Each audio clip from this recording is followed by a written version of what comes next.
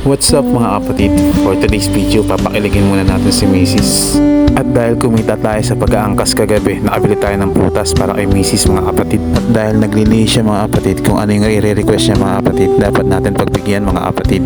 Madalas hindi kami magkasama dahil madalas naiiwan siya sa bahay at ako ay nagtatrabaho at dumidiskarte. So malaking bagay yung mga sweet messages po na palitan sa chat po para maboost po yung confidence niya and mapagtibay po yung relationship niyang dalawa mga kapatid.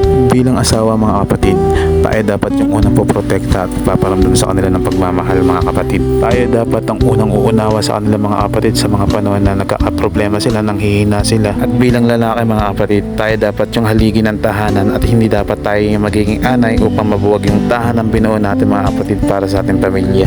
Napakasimple lang ng buhay mga kapatid.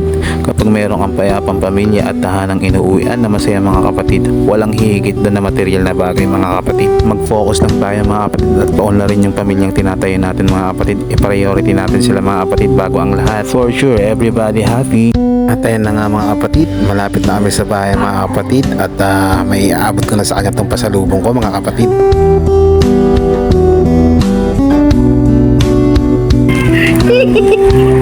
Sabi ko na yung pakulungan.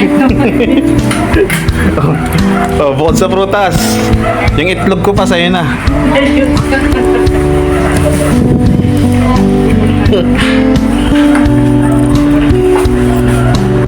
Diba mga kapatid? Simple lang yung ginawa natin pero abot tenga ang ngiti ng asawa ko mga kapatid. Hanggang dito lang mga kapatid. See you sa next vlog. God bless you all.